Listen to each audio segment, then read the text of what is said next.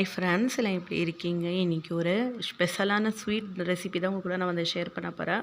So இது என்னென்னு பார்த்தீங்கன்னா, ரொம்பவே காஸ்ட்லியான ஸ்வீட் தாங்க இது, கலாக்கந்து. ஸோ நம்ம வெளியிலலாம் போய் வாங்கினோன்னா இது ரொம்ப வந்து காஸ்ட்லி. ஸோ நம்ம வந்து ஹெல்த்தியாக வீட்டில் எப்படி செய்கிறதுன்னு சொல்லி தான் இந்த வீடியோவில் பார்க்க போகிறீங்க. ஸோ வாங்க கிச்சனுக்குள்ளார போயிடலாம். ஸோ இதுக்கு பார்த்தீங்கன்னா, இப்போ வந்து ஒரு பேன் எடுத்து வச்சு இதில் வந்து நான் ஒரு 1.5 லிட்டர் பால் வந்து இதில் ஆட் பண்ணியிருக்கேன். ஸோ இன்னும் 1/2 லிட்டர் பால் வந்து பக்கத்து பேனில் வந்து ஆட் பண்ண போகிறேன்.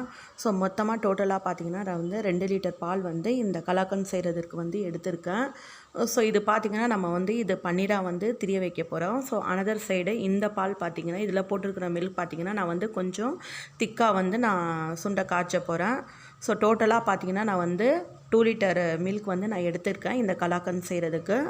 ஸோ இப்போ வந்து ப்ரிப்பரேஷன் வந்து ஸ்டார்ட் பண்ணிடலாம். ஸோ இந்த அமௌண்ட் வந்து பால் எடுத்தால் தான் வந்து நம்மளுக்கு ஸ்வீட் வந்து ஓரளவுக்கு நல்லாவே இருக்கும். ஸோ இப்போ பார்த்தீங்கன்னா, இதில் நான் வந்து பால் ஆட் பண்ணியிருக்கேன். ஸோ 1.5 லிட்டர் பால் வந்து இந்த பேனில் ஆட் பண்ணியிருக்கேன், இந்த பாத்திரத்தில். ஸோ இதை வந்து கொஞ்சம் கொதித்து வரட்டும், நம்ம வெயிட் பண்ணலாம். அனதர் சைட் பார்த்திங்கன்னா, இது கொஞ்சம் வந்து நல்லா திக்காகணும். ஸோ வந்து நம்ம அந்த பால் வந்து திரிய வச்சு இதில் வந்து ஆட் பண்ண போகிறோம், பால் இந்த கலாக்கந்த் செய்கிறதுக்கு.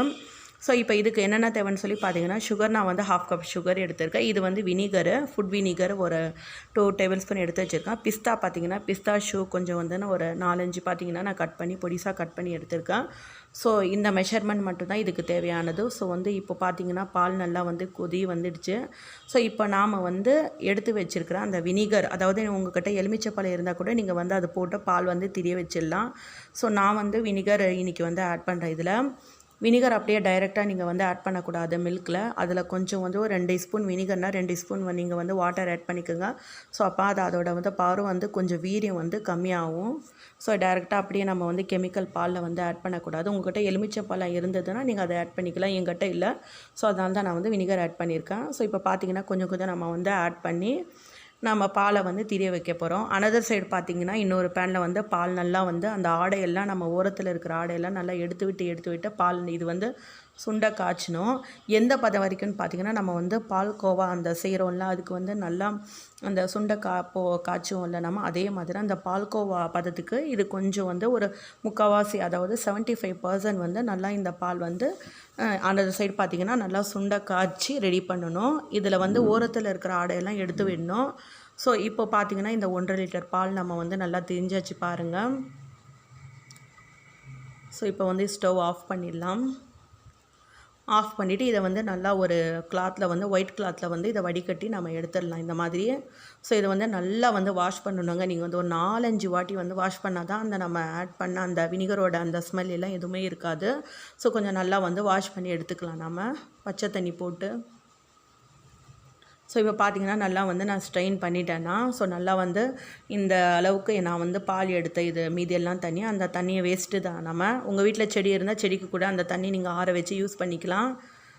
ஏன்னா அதில் நிறைய வந்து ப்ரோட்டீன்ஸ் இருக்குது, அந்த தண்ணியில் வேஸ்ட் பண்ணாதீங்க. ஸோ அனதர் சைடு இப்போ பார்த்திங்கன்னா, நல்லா அந்த பால் வந்து 50% வந்து நல்லா திக்காகிடும். ஸோ இந்த சமயத்தில் நான் எடுத்து வச்ச 1/2 கப் அதாவது சுகர் இதில் வந்து ஆட் பண்ணிக்கிறேன்.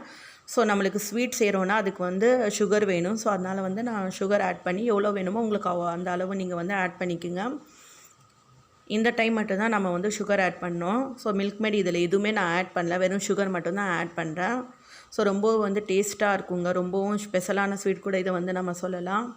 ஏன்னா என்னோடய பசங்க விரும்பி லைக் பண்ணுற சாப்பிட்ற அந்த ஸ்வீட்டு இது தாங்க, கலாக்கந்த் தான்.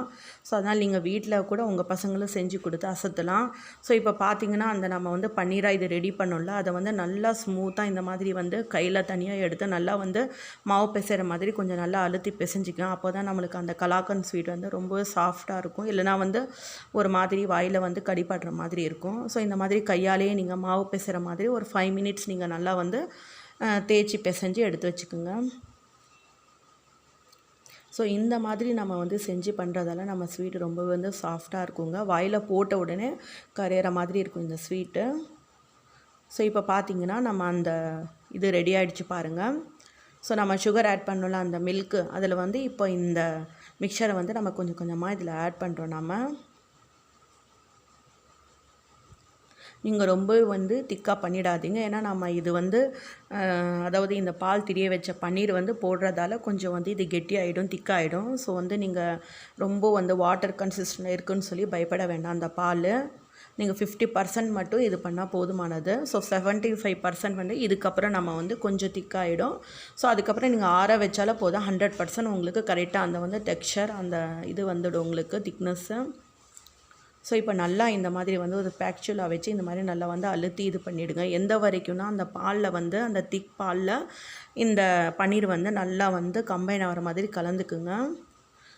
ஸோ அந்த ஓரத்தில் கார்னர்ஸில் இருக்கிற அந்த சைடு இருக்கிற அந்த ஆடையெல்லாம் நீங்கள் எடுத்துக்கிட்டு பண்ணுறதால ரொம்ப வந்து டேஸ்ட்டு எம்மியாக இருக்குங்க. நாம் இதை போய் ஷாப்பில் எல்லாம் வாங்கணுன்னா ரொம்ப வந்து காஸ்ட்லியான அமௌண்ட் இருக்குது இதுக்கு. ஸோ நம்ம வீட்டிலேயே வந்து ஒரு ½ அன் ஹவர் ஸ்பெண்ட் பண்ணால் இந்த மாதிரி ஹெல்த்தியாக சில்ட்ரன்ஸ்க்கு செஞ்சு கொடுக்கலாம். ஸோ இதில் நான் பார்த்தீங்கன்னா ஏலக்காய் தூள் வந்து கொஞ்சம் ஆட் பண்ணியிருக்கேன். நல்லா ஸ்மெல்லாக நல்லாயிருக்கும்.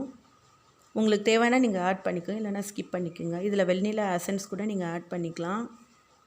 ஸோ இப்போ வந்து கொஞ்சம் இது திக்கான வரைக்கும் நம்ம வந்து கலந்துக்கலாம். ஸோ கொஞ்சம் கொஞ்சமாக மீடியம் ஃப்ளேம்லேயே வச்சு நம்ம வந்து கலந்துக்கலாம்.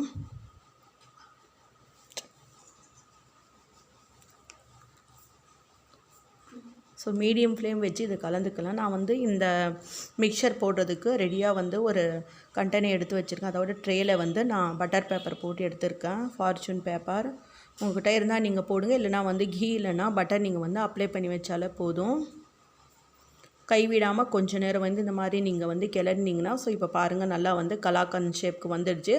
ஸோ இதை வந்து ஒரு பவுலில் அதாவது ட்ரேயில் நான் வந்து ட்ரான்ஸ்ஃபர் பண்ணிட்டேன். ஸோ இப்போ வந்து நல்லா வந்து பபிள்ஸ் வந்து ஏர் பபிள்ஸ் எல்லாம் வெளியே வர மாதிரி கொஞ்சம் 2-3 தடவை நல்லா வந்து தட்டி விட்டுடுங்க. ஸோ இதை எப்படியும் பார்த்தீங்கன்னா 1 ஹவர்னாச்சும் நல்லா வந்து ஆறுறதுக்கு விட்டுடணும். ஸோ ஒரு ஸ்பூன் வச்சு இந்த மாதிரி நீங்கள் தட்டிங்கன்னா கரெக்டாக வந்து ஷேப் வந்து கரெக்டாக ஈக்குவலாக இருக்கும். ஸோ இப்போ 1 ஹவர்னாச்சும் நம்ம வந்து இதை மூடி வச்சிடலாம். ஸோ ஒரு பிளேட்டால் இந்த மாதிரி மூடி வச்சிடுங்க. ஸோ அப்போ தான் அதோட ஒரிஜினல் கலர் வந்து டெக்ஸ்சர்லாம் நம்மளுக்கு கிடைக்கும். ஸோ இப்போ பாருங்கள், நான் 1 ஹவருக்கு அப்புறம் வந்து நான் எடுத்துட்டேன், ஃப்ரிட்ஜில் வச்சு எடுத்துட்டேன்னா.